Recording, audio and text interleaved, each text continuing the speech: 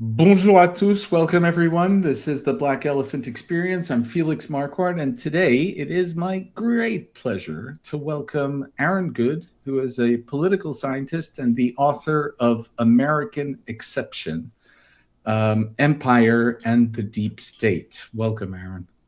Thanks, Felix. It's great to be here. Wonderful. I'm really excited to have you on. I remember most of my adult life. I was, as I often say, I was sort of I at some point, I studied Edward Said. I read all these books. I considered myself I, w- I was really interested in the Russian Revolution. I found a hero that was a bit less banal than Trotsky, so I followed Bukharin. And then one day I just needed, like, I sold my soul basically, and I started I started having as an objective to become basically well, it wasn't framed that way, but the goal was to get as much money and as much visibility as I could. And I ended up being sort of I became eventually a kind of underling. I worked in media for a while at the Herald Tribune and the New York Times Company, but eventually I built a consultancy, became a kind of global schmoozer who ran around places like Davos. And yeah, ended up being I ended up becoming a kind of underling of the Epstein class. So so for much of those years, I thought of a lot of the stuff that we're going to talk about today as conspiracy theories to be dismissed, and just to, like, oof, well, oh my god, things are so much more simple or less simple than you imagine, and this and that. So maybe we can just start from a definition, your definition of the deep state, because we have one as well in France and in many other places. But the reference in this field is certainly the American. So why don't we start there? Well, I think that the deep state is a concept that was derived, I would say, mostly from the work of Peter Dale Scott. His Who's your book, mentor, which right? who is a mentor and a good friend. I have a long oral history series of episodes on my podcast with him, where we cover his life and his research and have a lot of conversations about it. And he's had a really amazing life, like biographically, not just his body of work. But he was a Berkeley professor of English, so a professor at the University of California, and he was a former Canadian diplomat. He was stationed in Poland in the late 50s and maybe early 60s. I had to go back and look at what the years were exactly. I think that was the late 50s. And so he was privy to some of the goings on between the Polish uh, diplomatic corps and Canada's also, which were involved in Vietnam deliberations. Like, they had a special role in the years, I think maybe around the Geneva Conventions, or shortly thereafter, after the French were defeated at Dien Bien Phu, right? And Peter he studied the Vietnam War, and he looked at these angles that other people weren't discussing, and involving the intelligence agencies and the drug traffic, and he came up with this concept of parapolitics, which was all of those political practices in which accountability is consciously diminished, right? So covert operations and other things, conspiratorial statecraft, basically.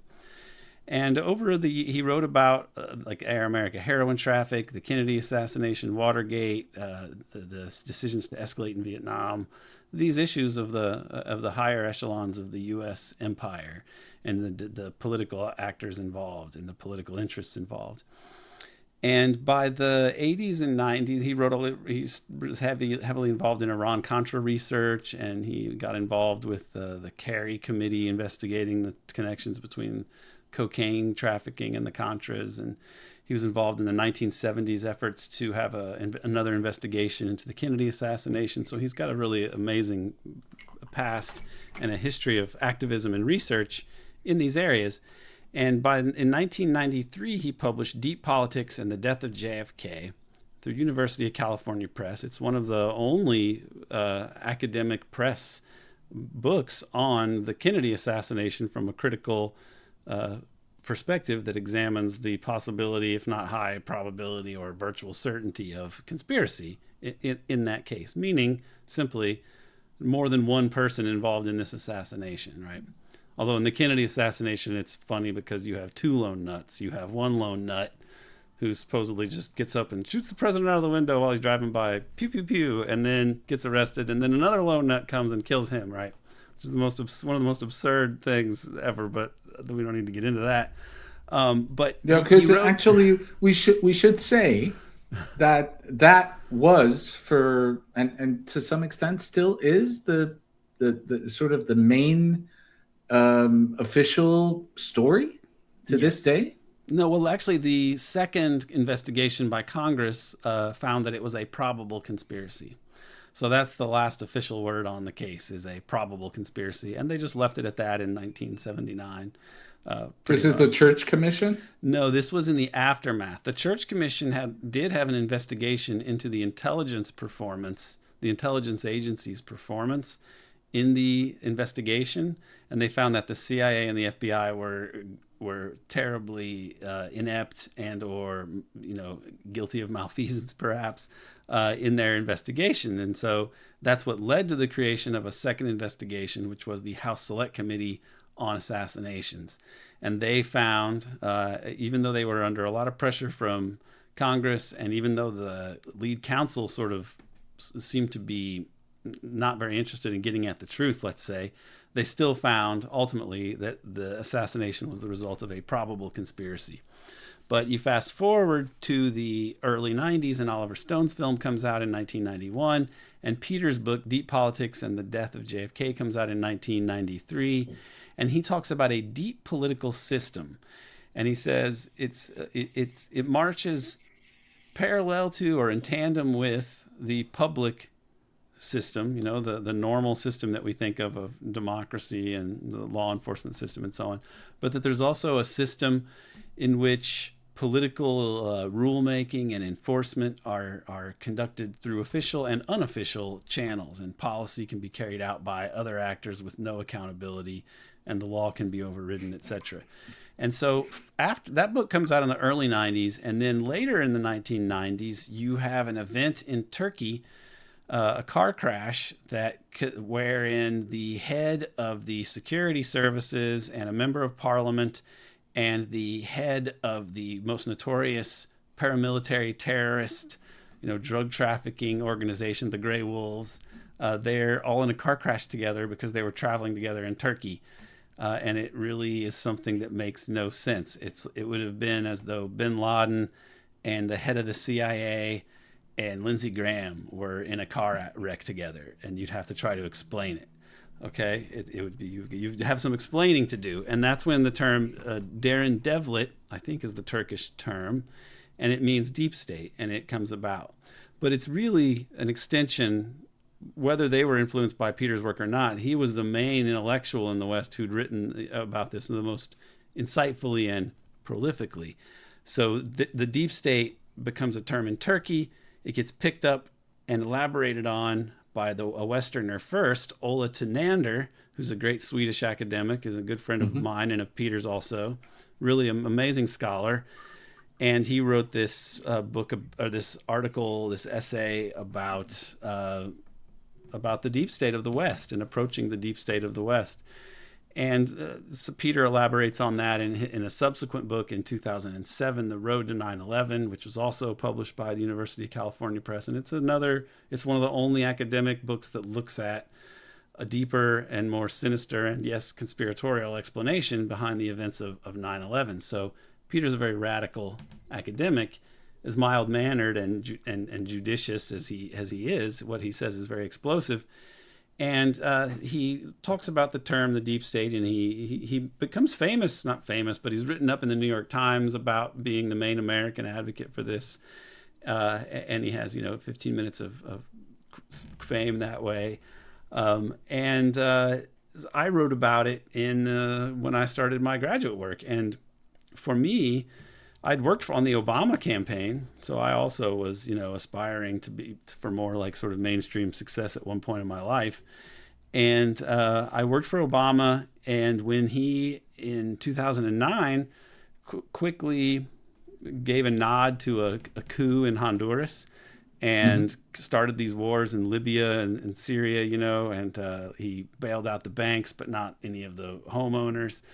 I realized that the system, I expected him as a constitutional law professor to prosecute Bush for torture and the illegal war in Iraq. Even if he couldn't campaign explicitly on that, I figured that might have been dangerous to campaign on, but that he would do that once in power because he had the power of the state behind him. And it's the opposition party that had committed these crimes. Why wouldn't you prosecute them? The logic of democracy says you would, but then so there had to be another logic at play, and that's when I started to look more at the darker side of U.S. politics, because if they can break the law so brazenly, like W. Bush did, then the law breaking is endemic. And Yeah. I was aware of things like the CIA overthrow of Iran's government and Guatemala and things like that. So I was more radical in foreign policy terms than pretty much every other person I ran into in the Democrat Party Obama side of things. But Yeah. this radicalizes me more so, seeing what Obama did and how it was a continuation of Bush, and it made me go and look at all of these areas.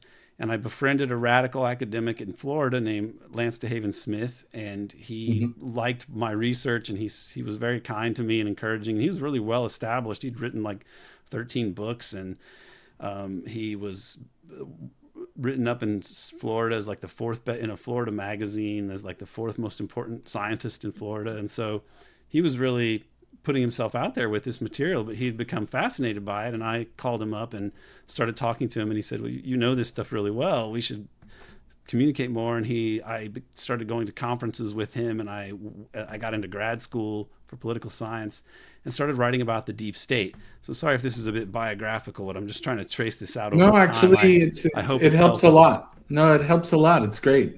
Yeah. One of our first conversations, we talked about the fact that I once worked for the current president of Indonesia, and we talked about this article by James Reston in the New York Times, where the New York Times basically depicted what turned out to be the massacre of over 1 million people as a gleam. I can't remember the name of the A article, gleam but of light in Asia it was for just, in 1965 or 66 they wrote this. yeah.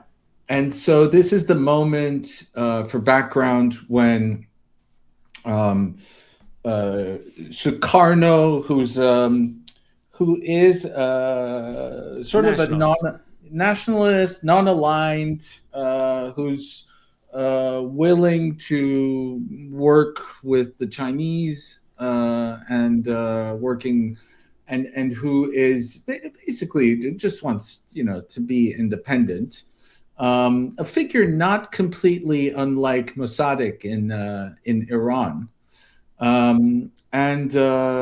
and basically he is, in the course of a couple of years, he is, um, the CIA steps in and helps Suharto, who will then run the country for the next 40 years. Um, They stage a to coup. They Yeah. stage a coup. I know I'm So, friends with the authority on this, Greg Polgrave, so and also Peter Dale Scott. They stage a coup in 1965 that was designed to go wrong, and to give them a pretext, Suharto, the pretext to just wipe out these generals who were more supportive of Sukarno, and then to murder 500,000 to maybe 2 million, maybe 3 million PKI and Chinese peasants, typically all across Indonesia, and in order to bring Indonesia into the U.S. camp and put in Suharto. So it's one of the most brutal episodes of U.S. and perhaps the most brutal Cold War episode in all of U.S. history, which and is they which is did. saying something. Yeah, yeah, for sure, for shizzle, as someone would say. I remember like figuring out that, I mean, they basically, it was a guy at the U.S. Embassy, I can't remember his name, who was actually writing the lists of people who should be killed. Maybe You know, Green, might have been yeah, Green. can't remember the name, but basically the crazy thing is that once you start getting into the business of doing what you do, what you realize is there's this constant continuity.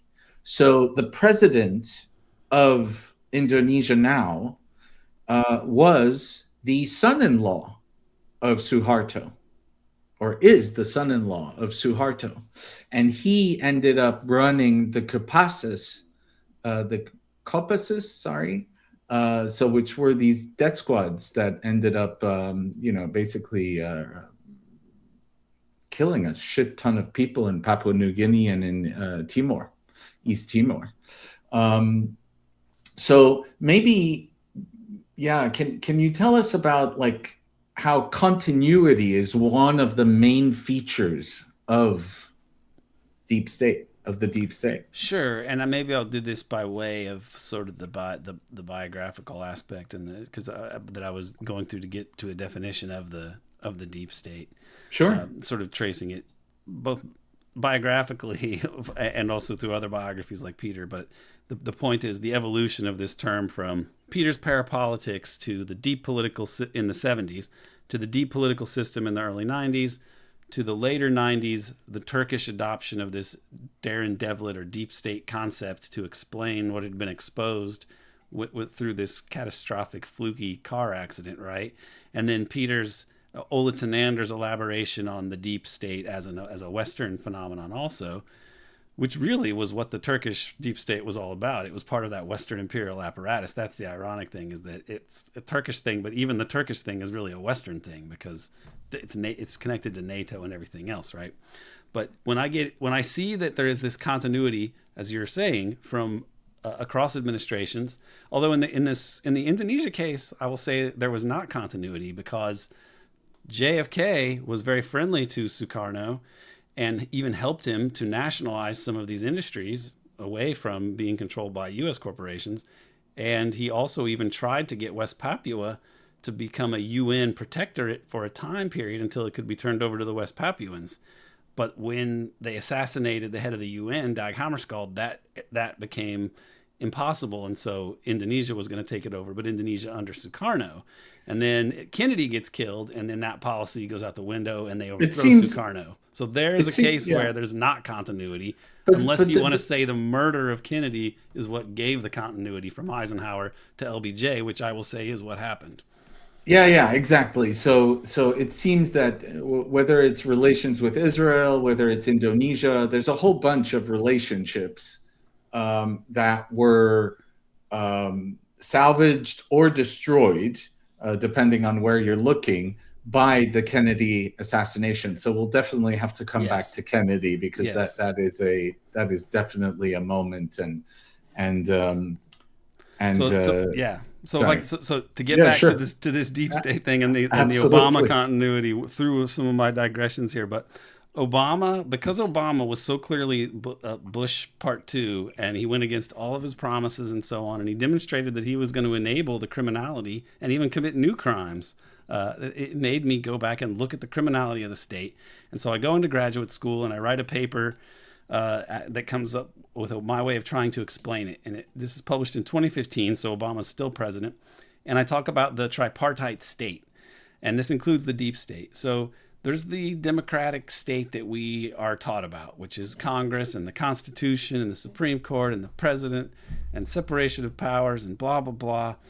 And then there's also something that emerges in the Cold War, which is the national security state. So the CIA and the FBI, most notably. And they are not quite like the democratic state because they do some things in secret and we don't always know what they're doing. And sometimes they might do some dirty tricks, and they might go too far in the Cold War, like with COINTELPRO and Operation Chaos and so on, and MK Ultra. But they're supposed to be protecting us. Can you just say try to describe, not in too long, but what COINTELPRO is and the MK Ultra maybe people will know of, but still, like these are outrageous violations of the Constitution and human rights generally that were carried out during the Cold War. So COINTELPRO is like an acronym of sorts, or a merging of words, counterintelligence program. And these were created by J. Edgar Hoover to infiltrate supposedly and undermine supposedly communist influenced groups. In the end, it gave them the excuse to go after any sort of leftist, racial justice, any group that wasn't right-wing, pro-American, pro-capitalism, pro-empire. They could go and undermine them and sabotage them, use agents provocateurs and blackmail, even sort of schemed so that you have these people get murdered, like Fred Hampton and the other Black Panther figures and so on. Really horrendous stuff. MK Ultra is the CIA's mind control program that ends up encompassing a whole lot of other areas of like biological warfare, creation of mind control assassins. It was supposed to be So all the fantasies of Yeah. born supremacy, born conspiracy, all that is Based on comes reality. from Yeah. And they destroyed the record supposedly during Watergate, because Watergate was really kind of a civil war of the deep state, sort of Nixonian forces and against other forces connected to intelligence, but also organized crime. And so this ends up being kind of a deep state conflict. And this is a key thing about the deep state as the third part. So I talked about the democratic state of Congress and the Constitution and all that, and elections, etc. And then there's the national security state, which we know who the heads of the CIA and FBI are. At least we know they're the heads involved in these operations, but they do things in secret, supposedly to protect us, right? But what I argue is for a tripartite state, where we have to think of the deep state as well as another part of this system. And there are two main ways to think of the deep state. There is the deep state as the most sensitive, clandestine aspects of the system of governance. So these relationships between the CIA and foreign intelligence services, like Israel, perhaps most notably, and the relationships between the CIA and international criminal organizations, most notably perhaps the National Crime Syndicate of the 20th century, headed by Meyer Lansky, and involving the Teamsters and the Italian mafia as well. But the Italian mafia is almost more like the more visible retail level, and Lansky and the Zionist arm of it is perhaps more powerful, probably is more powerful. But these have to be thought of as not just deep state arrangements, but something else, something related to a sort of top-down power of oligarchs, especially. It's especially the power of organized money, right? So this clandestine deep state is important to think about in terms of like what might be behind this or that operation or event that has great political implications but is very mysterious and can't really be explained, like Watergate, 9/11, the JFK assassination, and so on. But then there's the bigger conception of the deep state, which is you could really be called the deep regime, or in political science terms, meaning in the regime in political science means all of those institutions that collectively determine what parties have access to the control of the state. So every country has a regime. We use the term regime in a stupid propagandistic way where we say, oh, the regime in Iran, the regime. And it means that they're illegitimate. They're not a democracy like Le us. régime des mollahs. In France, right. we love saying le régime des mollahs. It's Yeah. And it really makes no sense in terms of poli-sci terms, because every country has a regime. So it's just as reasonable to talk about the U.S. regime, even if the U.S. were a democracy. The U.S. pretends to have a democratic regime, but in reality, there's this other deeper regime. And the deep part means just that it's not visible. It's not surfaced or not fully surfaced. It's obscure to varying degrees. And so this deep regime is another way to think of the deep state. And it's not it can't be put into a neat package of like an organization. It's not simply like the doomsday network of the Pentagon, that is supposed to take over in case of emergency and have all these emergency powers. That could be a part of the deep state. And it's not just the CIA. It's not just the CIA's operation arm. It's not just the Bilderbergs. It's not just AIPAC and other foreign lobbies. It's not just the crime syndicate. It's a pluralistic kind of a thing. It's not a black monolithic box. It's a realm of power, and there are political games and contests that play out there, which are probably which are the most consequential politically, and we don't really always understand what is going on there. But it's a pluralistic realm, and even though there's no real pluralism in democracy, pretty much, and that's been proven by political scientists, there is pluralism among the oligarchs, and they conflict with each other. And when they do, we get things like the Kennedy assassination, because Kennedy was an oligarch. That was an oligarch family, and yet they got killed, and there were other people behind that killing, and the killing could never be solved. But the fact that an oligarch figure like the John F. Kennedy and his brother both get assassinated, it just shows that it's not a function merely of unified class interest playing out autonomously through dialectical forces, almost on autopilot, right? Like the sort of simplistic, hyper-structuralist, Chomskyite maybe position on these things, where it's like, oh yeah, it's just the class, it's just the capitalism, and this is what happens. Well, if the class interests of the elites were always aligned, you wouldn't have things like Watergate or Iran-Contra or the Kennedy assassinations. I mean, it's there is a avenue for these things to play out. Or Russiagate or Epstein. You wouldn't need Epstein to blackmail people, because they would all be following their class interests. But that's not the case. I think I'd love to. I want to come back to that, because I think there's an either or mentality that seems to have spread about sort of these, the vision of structuralist versus the vision of people who say, like, this seems fucking odd, or so anyway. But let's look at, there's two things that I'd like to talk about, or let's start with one of them. Iran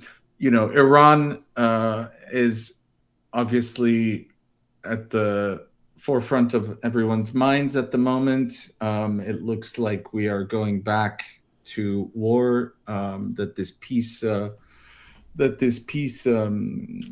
ceasefire is not going to last very long. I'm seeing a lot of noise about that. I wouldn't be exactly very surprised should it start again very soon.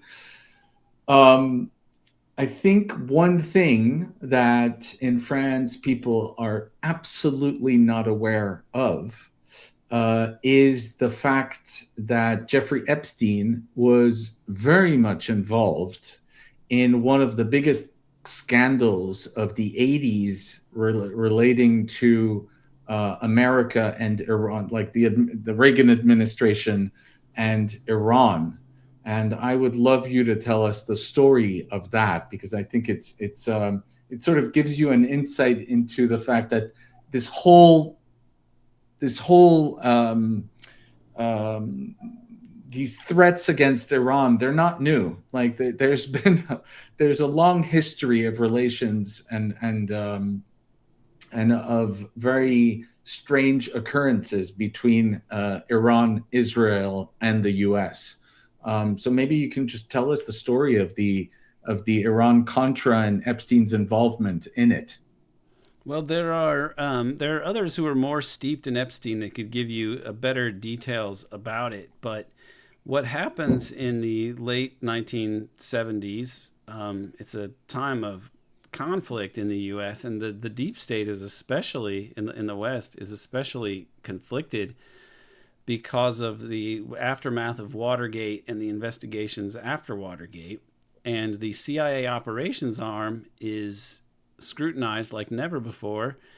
And as a result of this, key political elites in the U.S. conspire, whatever, to establish a kind of parallel entity that could do what they felt the CIA ought to be doing, even though the CIA cannot do it.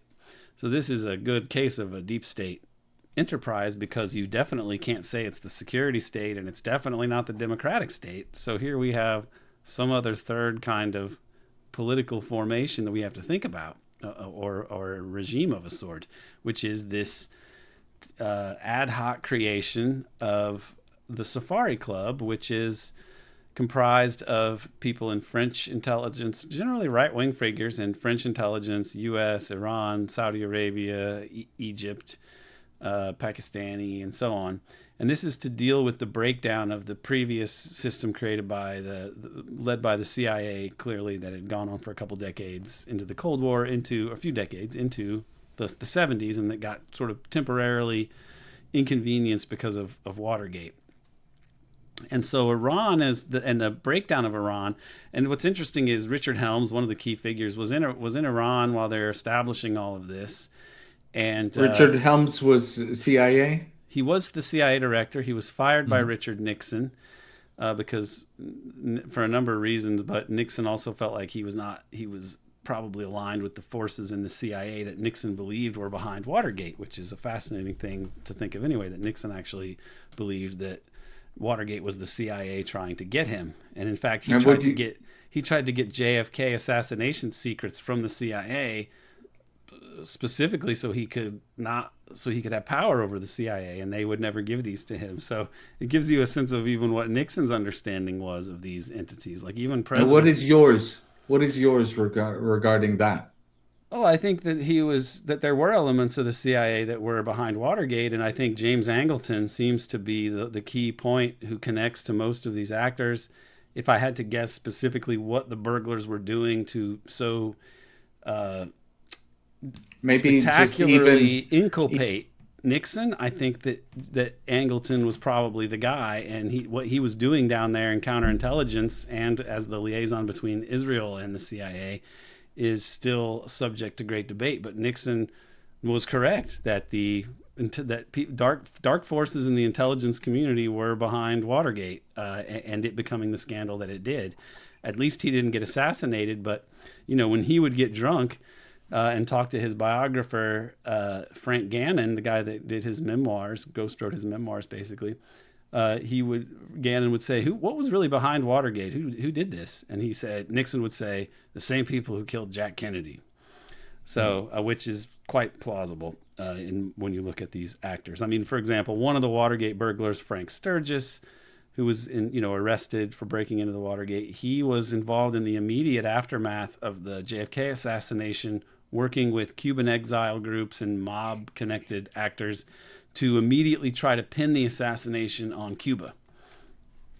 So this is an interesting group of people to put together and have them get arrested. They had a lot of explosive information that couldn't be allowed to come above board. So it was really a time bomb for Nixon that he couldn't really fight these charges ultimately because too many powerful people would be implicated. It seems like an intelligence operation. I think Nixon was right to suspect this. He fired the head of the CIA and he sent him to Iran.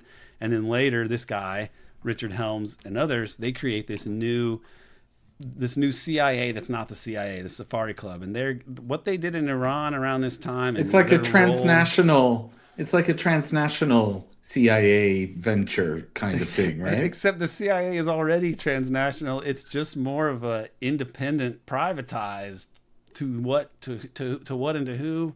Not easy to say, but it's like a CIA without any government sanction, except for maybe these other foreign intelligence agencies, but not officially from the U.S. as I understand it, even though the U.S. is still basically in the driver's seat. So it just shows you the power of the empire does not derive simply from these visible institutions. There are other things going on.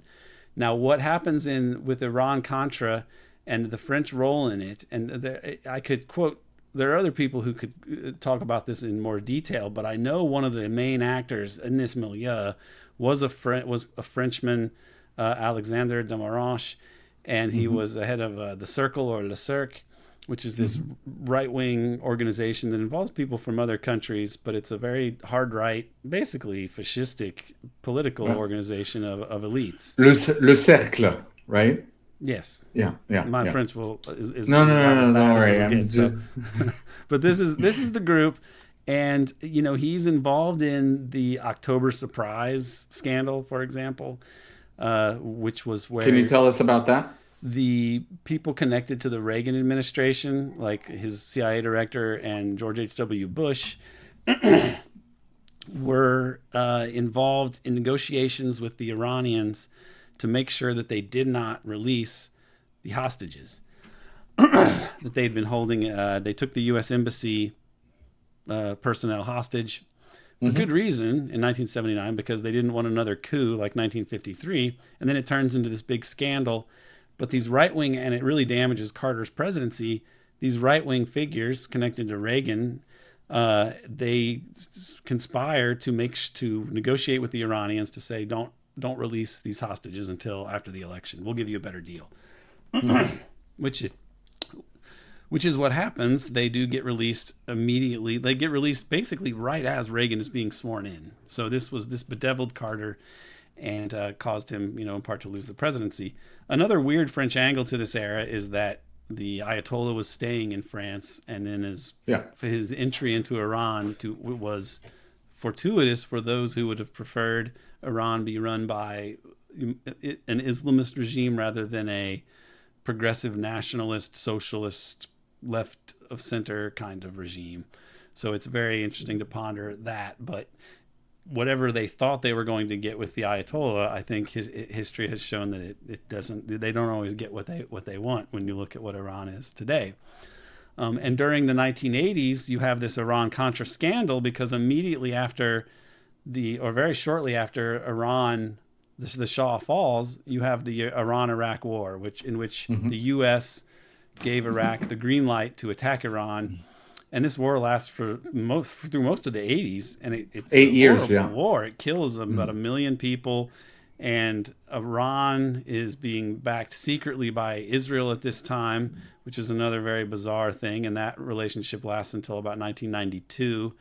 And Iran was actually Israel's biggest supplier of oil during this time period, secretly, through Mark Rich's smuggling operations, which were illegal, but they made Iran basically into a Israeli subsidiary in a way, because Israel became they not only had all their oil that they needed, but they sold Iranian oil to other markets.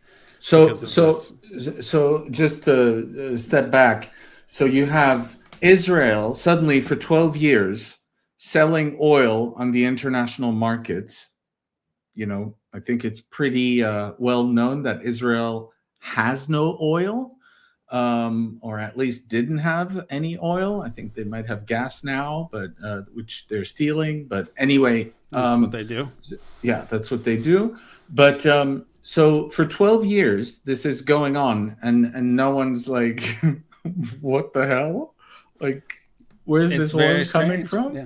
I think it's that pretty incredible. The relationship between the Israel and the Israel lobby and the U.S. government and Congress and the regulatory agencies as a result of this is just so powerful. I think that they calculated correctly that they were above the law.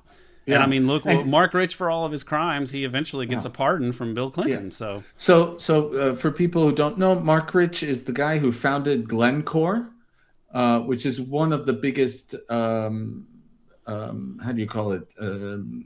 Rapists of the land.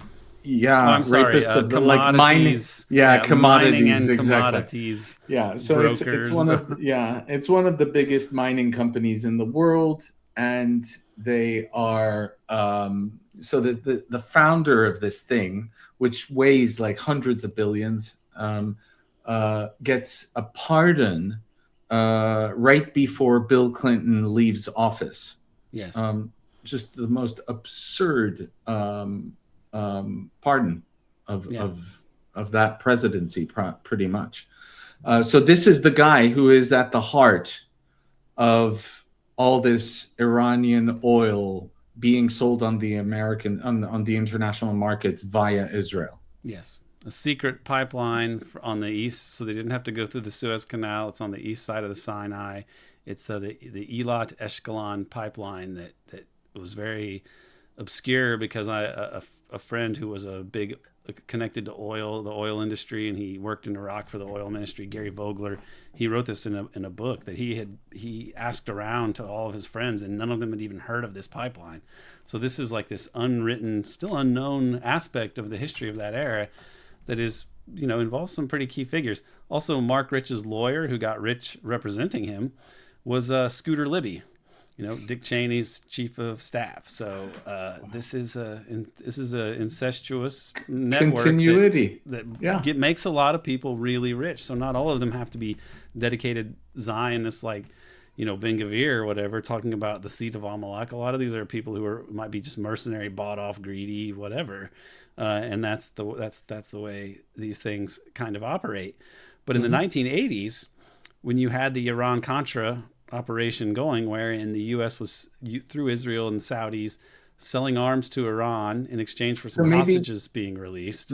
yeah, Yeah, maybe let's go back and tell the story of the Iran-Contra from the moment it's discovered, yeah. so that we can understand like how the Reagan administration. So basically, after the Church Commission and the About 10 years Boland, later, yeah, 10 about years the later, you get the Iran-Contra affair after church. yeah, but you have the Boland Amendment, which Yeah. I don't know when that intervenes, but basically, America is not allowed to finance militias in Central America, and this is the result of sort of the post Watergate cleanup, let's say, or at least of the first of the three layers of the state.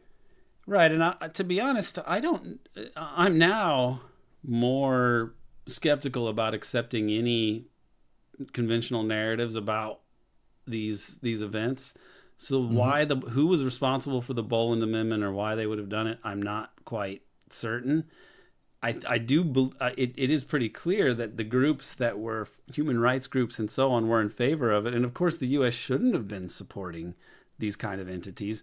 But why they passed an amendment in Congress like that is interesting to ponder, and I don't know, and I would wonder if it was perhaps Israeli influence in Congress that was behind this in a way because of how they wanted the operation to run. I don't quite know.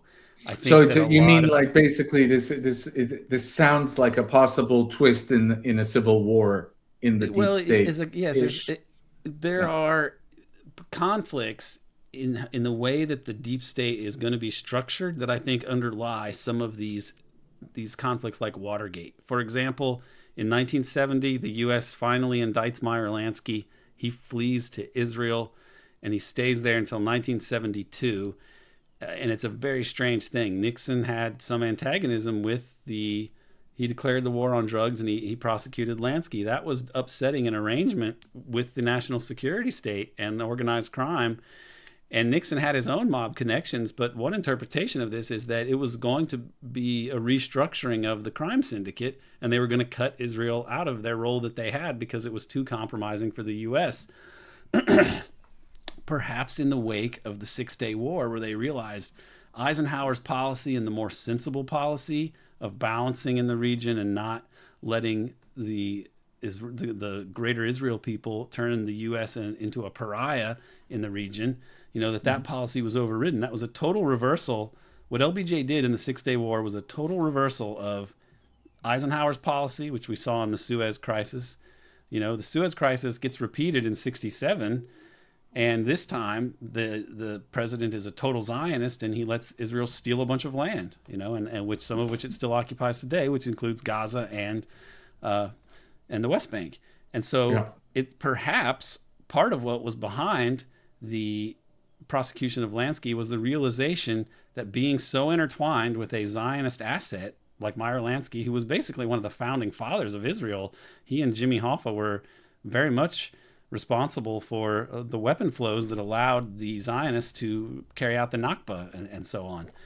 And he continued to work with Zionist agents throughout in the decades after that. And Harry Truman gave Meyer Lansky the Medal of Freedom in 1945. He's the head of the National Crime Syndicate. So this is a source of not just mob corruption, but he's tied to the Zionist project. And this is remarkable. But when Nixon, perhaps because the waspy East Coast establishment, Standard Oil, Eisenhower people realized some of the shape of this thing, they tried to reform it. So Nixon declares war on drugs. They shut down the French Connection, and they indict Meyer Lansky, who flees to Israel. And he stays there until late 1972. And it's, by 1972, you have the Watergate burglars are arrested and they're sitting in jail just like a time bomb. But Nixon still wins the election by a landslide, and then Lansky returns to the U.S. in late 1972, and he doesn't end up going to jail. They end up dropping all these charges, and it's Nixon that goes down. And I actually found this letter it was auctioned off. It was from Meyer Lansky to a friend in Israel, I believe. And he's saying, that little Nixon, or he didn't say the little Nixon. He said, yeah, Richard Nixon, he thought he was going to take over. What a schmuck, or something to that effect, right? And then he also says, I warned you, those oil guys are real sons of bitches, right? So you can, even in this little letter, you see like Lansky is saying Nixon was trying to take over, which is, how, in what context would Lansky say this? Is just fascinating. And then when he's taking talking over about what? I mean, this is really the question. I mean, in his mind, Nixon is trying to take over the empire, the crime syndicate, or the empire, the fusion of the the layer of the layer of that third layer of the deep state. It's really astounding. And then he says those oil guys are real vicious, right? So I think that this is, even he recognizes there's this other force, which in my mind is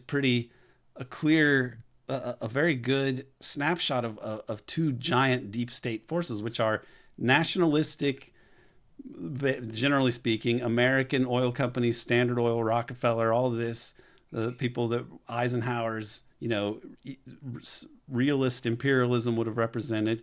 And then the Zionists, which have a different, who are more connected to organized crime. Perhaps their money is more drug profits, because he had a monopoly basically on drugs in the U.S., mostly laundered through like Las Vegas and other places, which he established. Lansky himself established Las Vegas. This is a criminal enterprise that Nixon and the other waspy figures around them wanted to get rid of. And I think that this may be underlying a lot of those Watergate tapes where Nixon comes across like such a bastard because he's always saying like, oh, the Jews this and the Jews that, right? This may be him just conflating these Zionists with just Jews as a whole, but to American listeners, it just sounds like he's this anti-Semitic jerk, right? Which he may well have been, and I think you should be precise and not be saying Jews this, Jews that. But Nixon did have enemies. They were connected to the highest echelons of organized crime and Zionism among them, and it's very, this is a fascinating era, and it's what it shows you is that these scandals are what Nixon did. The crimes of Nixon are crimes that the U.S. state carries out all the time. I mean, if you had all these break-ins and things, they were like things the FBI and the CIA were doing. And if you think like, well, the CIA case or the FBI people might say, like people like James McCord, they were like, Nixon is a Hitler. He's trying to do this. But in reality, like, how is it any better for non-elected bureaucrats in these agencies to be carrying out these functions of the government compared to at least Nixon was elected? I mean, that the logic of the national security state goons is kind of frightening, because they're like, well, the president can't do this. Only we who have never been elected should have this power. It's a real conundrum about the U.S., but it shows our system. And if it was indeed Zionist, Israeli, mobbed up actors who were behind Watergate to a considerable degree, although I think the military superhawks were involved as well. It also is interesting because they risked exposing their own involvement in these criminal enterprises, but they didn't care. Like they knew that, like, of course these networks tie back to Lansky and Israel and etc. And yet they know that the crimes are so big, they are too big to fail. And so it becomes a source of their own criminality, because it implicates so many people, is a source of their own power. They're too big to fail.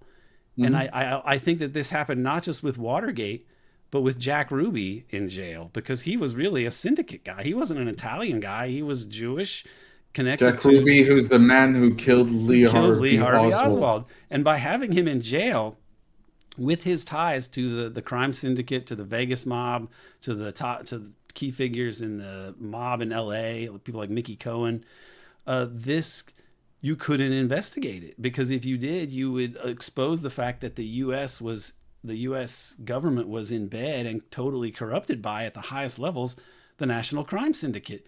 Yeah. And that would be, even if you believed in the Cold War, that would have been such a blow to U.S. prestige and soft power that it would have been unthinkable. So it's like by using Ruby, who implicates them in crimes and a whole lot of other people, they guarantee that it can't be really dug into and investigated. And a similar So dynamic plays out in Watergate, and I believe in Iran-Contra, sure. because yeah, Yeah. No, sorry. So I want to come back to Iran-Contra because I think it sort of, it brings us to, there's a link between Iran-Contra, the conflict right now, the assassination of Khashoggi, the journalist who was the nephew, the nephew of Khashoggi, the arms dealer. So Khashoggi, the journalist, you'll all remember, is the man who was assassinated and dismembered inside the Saudi consulate in Istanbul, on orders that have been, I don't know if they've been proven, but it's pretty much been established that people directly related to MBS, the closest people to MBS were giving the orders, if not him personally. So the uncle of this guy was this Saudi arms dealer, who was the guy who was selling weapons to Iran via Israel for the Americans in the 80s. yes, And this man was a kind of mentor for Jeffrey Epstein. right. So, I mean, like, Yeah, tell us the story of that. it is fascinating. Khashoggi begins to emerge more prominently in the 1970s, and it's as a result of these civil wars and conflicts playing out, especially Watergate. So with Watergate, Nixon tries to resist being impeached, and so you have Nixon going to the CIA. He fires Richard Helms, right? Like I'd said, in 1972, and he has James Schlesinger become the head of the CIA. And when Schlesinger looked at the connections between the Watergate burglars and the CIA, he became very alarmed, and he and Nixon, they demanded that the CIA dig up all the cases where they have gone beyond their charter. So it's called the family jewels, right?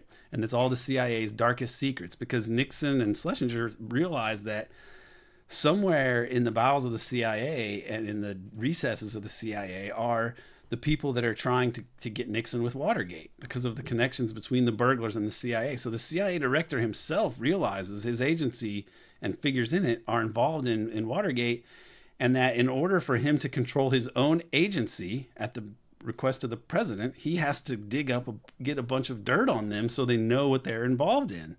And initially, Nixon tries to defuse Watergate by sending a guy to the CIA to say, it was Haldeman, to say, hey, tell them that they need to tell the press to back off this. It's national security, and that if they really investigate it more, it'll get into the whole Bay of Pigs thing, which was really a reference to the Kennedy assassination. So Nixon himself tried to squash Watergate by getting the CIA to take the blame for it, essentially, and tell the FBI that this is a national security thing, and if you get into it, it'll expose the Bay of Pigs, which is the Kennedy assassination. Nobody wants that, and Nixon thinks that will help to diffuse this.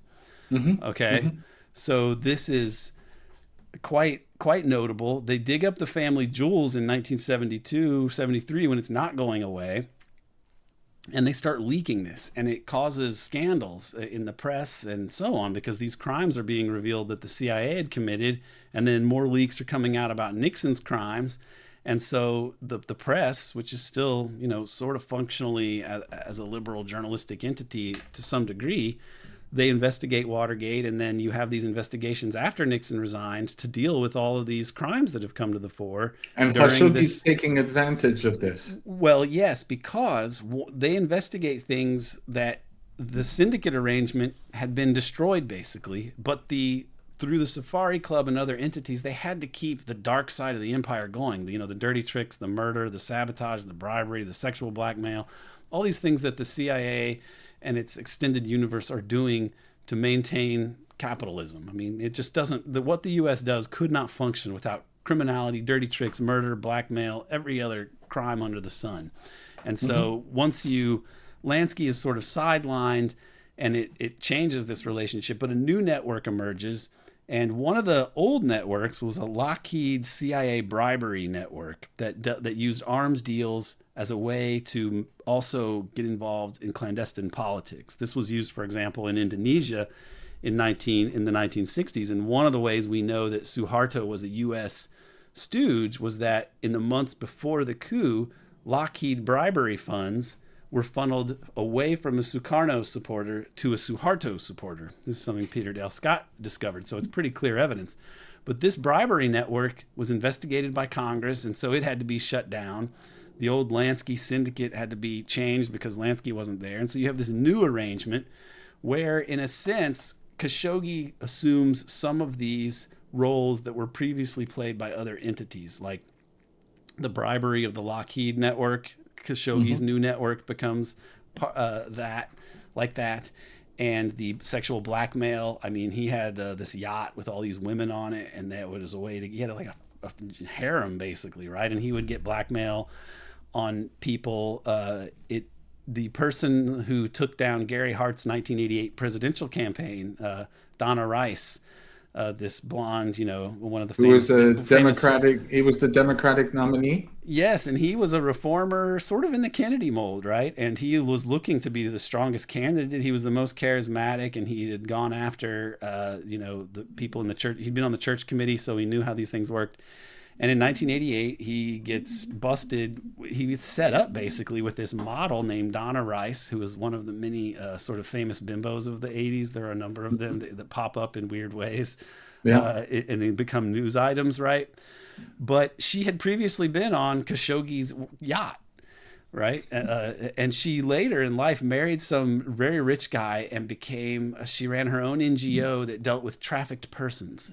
So this is another aspect of our history where we see this, but that's Khashoggi's network, which is sort of the successor to the bigger deep state network that Lansky and so on represented. So for a time, it's this Khashoggi BCCI network. We could call that the octopus. It's like this, you go from the syndicate to the octopus. So the octopus era is sort of in between Watergate and Iran-Contra.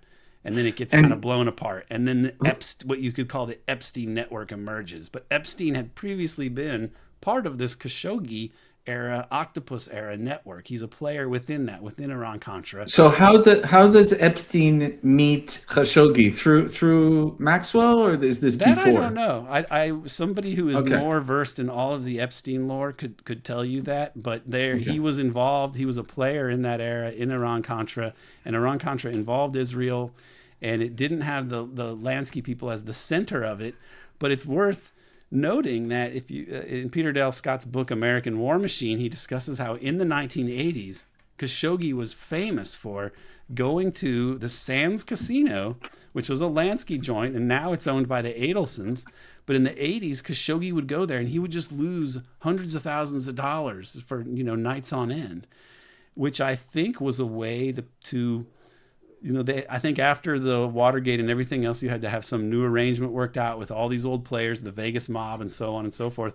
And I think that what Khashoggi was doing was likely paying a certain tribute to the Vegas mob for their role in this whole arrangement. Like it was like Vegas is very good for laundering drug money, and these groups made a lot of money from that. The relationship changes after Watergate a little bit, but then you still have the Israelis involved in the Khashoggi Iran-Contra networks, and Khashoggi going there and just losing money on purpose, basically, to Zionist Lansky joints.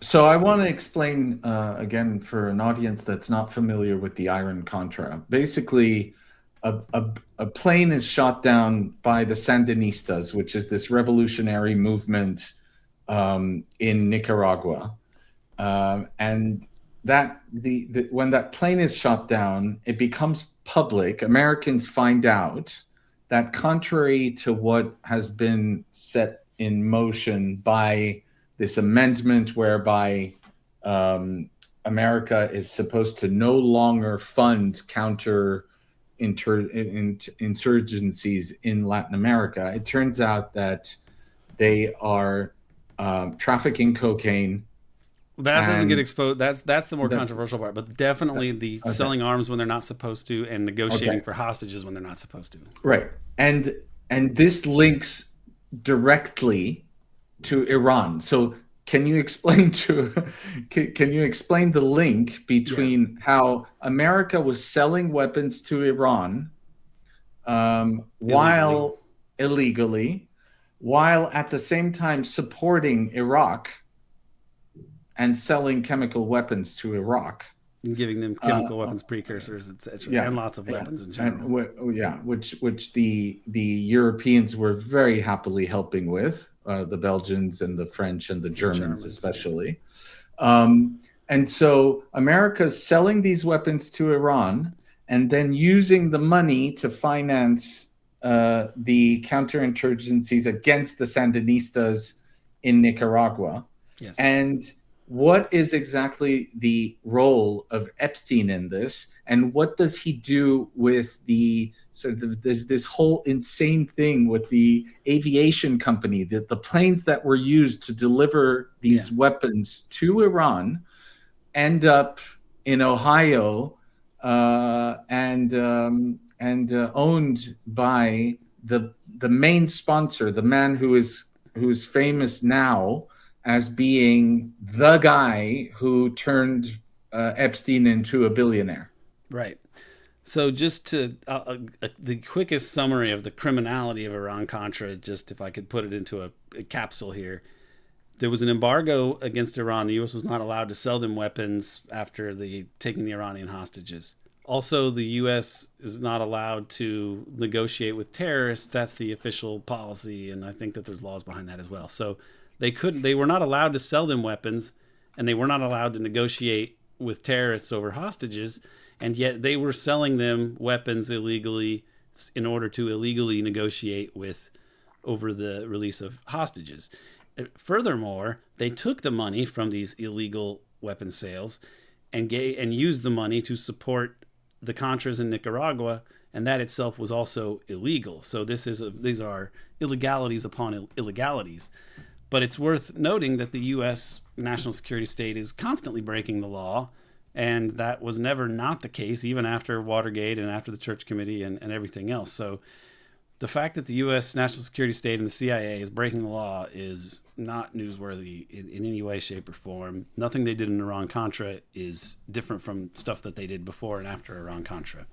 So Sure. Iran-Contra becomes a scandal. Now, Epstein is involved in these networks, and the details of his involvement, other people could write more on. I think that there's some good articles on Drop Site News about this, and other people have written about Yeah. it. Yeah. But so I would say if people Murtaza want Hussein. details about specifically what his role was, but he was very much aligned with these Israeli actors and other. I think that's the closest. And he's the plane that crashes, it gets shot down in Nicaragua, is a Southern Air transport plane, and the person flying it, or the guy that gets arrested or captured, is Eugene Hassenfuss, and he was a veteran of Air America heroin trafficking operations. The other aspect of In what they were, Vietnam, this is? yes, he goes back. So same personnel, sometimes maybe even same planes get repurposed and so on and so forth. But he, the other aspect of it is that either to supplement the arms sales proceeds and or to deal with the fact that Congress cracks down on them and it's harder at some points, the Contras are also selling cocaine, and the CIA is facilitating this and protecting This them. is the CIA under George Bush No, the or no CIA longer? under William Casey, Okay. because George H.W. Bush is the vice president. And he is Oh probably yeah, more of engaged with course. these operations than Reagan at the time. But H.W. Bush is an interesting character. It's basically just business as usual for the U.S. In terms of foreign policy. It's just kind of a really spectacular, like mini crimes bundled together, but it's really not that different. Now, there's also an article that appears in a Lebanese newspaper that is another part of how this becomes a scandal. And but I'll get back to the Epstein angle of it here. After Iran-Contra ends, You do have investigations in Congress and even into the cocaine things, and they do uncover a number of disturbing, aspects and connections. The Kerry Committee in 1989, and the media largely ignores them and downplays them, but these are significant. But the investigation really goes on; it never gets put to bed. And in fact, H.W. Bush, days before the 1992 election, the special prosecutor named Walsh, he indicts, I think it's Caspar Weinberger or Poindexter, one of those two guys. I think it's Weinberger. And in this indictment, it says for the first time, H.W. Bush was aware of these crimes, right? And this is 4 days before an election. And many people believe this was a very key part of H.W. Bush losing that election. And I think it was very much politically oriented. And I think that was the reason, is that they wanted to defeat George H.W. Bush. But as far as the Epstein-Wexner connection, because that's who you're talking about, Wexner. Yeah. Wexner eventually purchases the airline that was used to transport all these weapons and drugs. It was Southern Air Transport. And it is involved in these cocaine trafficking allegations, and it connects to the Gary Webb story of the Dark Alliance, Contra cocaine crack scandal. And, which came out later, and he committed suicide in very weird circumstances. Yeah, he killed himself in 2004, and he shot himself twice. I believe Michael Rupert, who is not lacking for paranoia and suspicion, he actually investigated it, and he did conclude that Webb killed himself, that the gun kind of misfired and hit him in the jaw first, and then he shot himself again. And he was going to have to move. He was moving out of his house and was going to move in with his mother, and then just committed suicide. So Peter Dale Scott, who's a good friend who knew Webb and so on, he also accepts that it was suicide. But a lot of people think it wasn't. I'm not invested in it one way or the other. I think that they are responsible for his death because they just destroyed him. And I kind of think if they were going to kill him, they would have killed him earlier. But who knows? Either way, though, they destroy this guy for revealing things that were true, that the CIA was working with the people who were most responsible for the crack epidemic, and were bringing in a lot of cocaine into the U.S. And these same, the airline involved there is close, ends up getting purchased by Epstein's main benefactor, because Epstein is a creature of this. And Les Wexner, by the way, because you probably, some of the people watching are wearing some of the clothes he sells. He owns Abercrombie and Fitch. He owns Victoria's Secret, and sort of half the real estate of the malls in America. No, I mean, he's an extremely rich, ultra-Zionist oligarch, and so it's And I think that what happens with the defeat of George H.W. Bush, I believe that the sort of octopus era of the clandestine deep state, which emerged after Lansky was indicted and Watergate unfolded, the octopus era is basically from Watergate to Iran-Contra, and then you get something else, which is what you could call the Epstein syndicate, or the Syndicate 2.0, or the Epstein regime. But these networks, most personified by Epstein, become the sort of clandestine deep state of the United States. And it's back to having ultra-Zionists, as Lansky was, really in charge of this realm of the U.S. regime.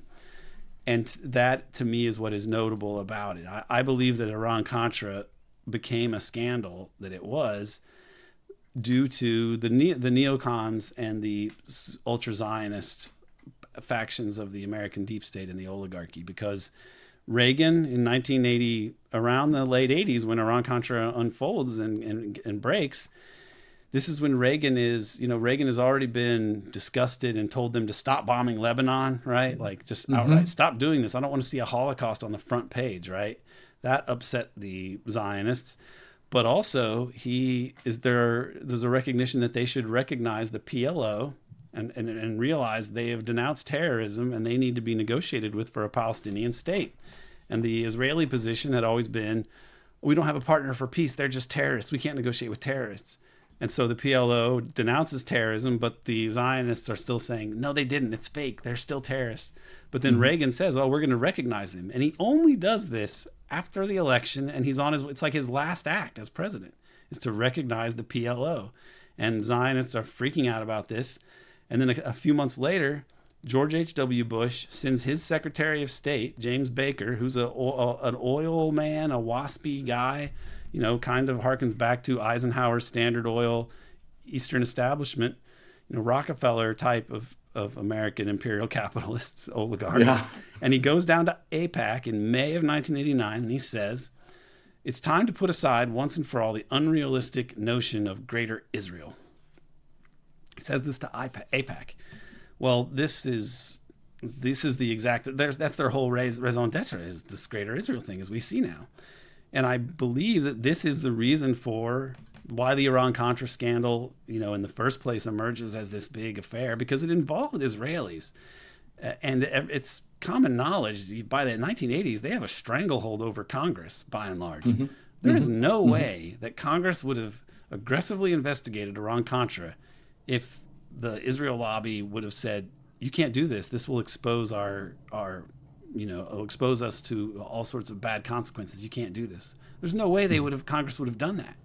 I don't see, the more that I look at it, the more I don't see another explanation for what was going on then. And then this is also an era when there's a lot of, just like Watergate, where a whole lot of scandalous information and exposure of criminality comes out. You have Oliver Stone's JFK, which is executive produced and financed in part by the notorious Israeli asset, Arnon Milchan.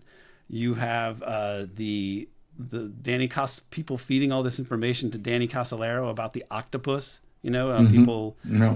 Which, if you've ever heard of Danny, they did a Netflix series on this called The Octopus Murders, and basically it was like people that were leaking different aspects about the clandestine deep state to Casolaro, and he was trying to make sense of it in his own way and writing these articles. And so you have these strange actors like the LaRouches or the Christic Institute people feeding information to Casolaro, and he ends up getting killed. He murdered in like 1991. You have in 1991 two senators die in mysterious aviation accidents, like in back-to-back days, basically. Wow. John Casey and John Tower. You have BBC putting out a Gladio documentary about all these CIA crimes and false flag terror in Europe, which is not really like the BBC. It's just a strange time of you have the BCCI, the big bank of the CIA and the deep state. It gets investigated and they take it down. And who is it that was responsible for this? It's a super Zionist, Robert Morgenthau, who's one of the attorneys in New York, a district in New York, Southern District of New York. So it's like, this is Watergate, and it really is a regime change operation, but it's not the regime that you and I would think of as or whatever, maybe we would, but the public doesn't think of the regime as this, but it's really the clandestine regime. It's like, it was a regime change. The old octopus regime is not acceptable. They go back to something similar to the Lansky type arrangement, and it's super aligned to Israel. And I believe that this is really the turning point away from the kind of mean, vicious, but rational realism of Reagan and Bush towards this neocon insanity of the greater Israel Epstein set crowd. But it's interesting that you call it neocon, because in a way, it's just as neoliberal as it is neocon. Because they basically they put all their money on Clinton very soon after Baker starts telling them off, basically Reagan and right, and Perot too. Perot, in all likelihood, this is why you got the Perot candidacy as well. Right. So maybe, we could talk for the rest of our lives here, or I certainly could listen to you for the rest of my life. Maybe we can, you mentioned Poindexter, who was part of the CIA and involved in the Iran-Contra. He was one of the big names, staple names. I think he was the Secretary of Defense, and I think Weinberger was the National Security Advisor. Okay. So Poindexter comes back in the creation of an entity which is playing a quite nefarious role in global affairs and has been hyped up, just is all over the place, because it is behind, apparently, software such as Where is Daddy, used by the IDF to locate people they want to kill when they are with their families. it's an organization which apparently, again, through Peter Mandelson, who was called PD by Epstein, managed to secure a contract managing, which basically gives Palantir, that's the name of the company, access to the NHS database, i.e., the healthcare system of Britain. So can you tell us a bit before we part about this? This will be my last question. The link, like how Peter Thiel and Alex Karp go to the CIA and have meetings with Poindexter and sort of get the Palantir company, how they get the ball rolling. Yes, the Poindexter, it was a disgraced figure during Iran-Contra, but not so much that he couldn't come back, kind of like Elliot Abrams. And under the George W. Bush administration, and by the way, George W. Bush, according to Gary Vogler, who does have friends in the oil industry, people who know the Bush family, the Bush family and H.W. Bush and Barbara Bush believed that Bush lost in 92 because of Israel. And that W. Bush wanted a second term, so he wasn't going to make his father's mistake, and he was going to try to please Israel. Now, he ends up having a failed presidency, but he does get 2 terms. I also would wonder, given W. Bush's youthful indiscretions, how much blackmail material they would have had on him, because they certainly were in the practice of gathering that kind of data on people. So we'll never know why W. Bush does this 180 and becomes, the Slavish devotee of Zionist neoconservatism with the Iraq War and so on. But that's what ends up happening. The Bush family believes that this was the case. And so under W. Bush, you have some of these original Reagan Bush retreads, like Poindexter, and he establishes the Office of Informational Awareness, and they want to go for total information awareness, something like that. And their logo is just like this Illuminati pyramid with the eye at the top, right? It's very disturbing, and it's like they want to know everything. This is, they've had all sorts of things like this in the past, but this may be the clearest antecedent to the Palantir, this era of Palantir and other creepy, totalitarian AI and surveillance systems and so on. So this is co-opted, and Epstein is connecting people like Peter Thiel to the Rothschilds, et cetera, and he's really working to network all these entities together and connect them for the really totalitarian project. I mean, the fact that the guy who's collecting all the sexual blackmail dirt is working with the people who are going to be spying on everybody and in charge of everyone's data, this should scare the shit out of everyone. I mean, yeah. This is another reason really to hope that the U.S. empire and that this regime is defeated in Iran and has to redirect itself, because if these people continue to succeed, they have a nightmare totalitarian. I mean, Gaza is their vision of the future if that's what it takes for them to stay in power.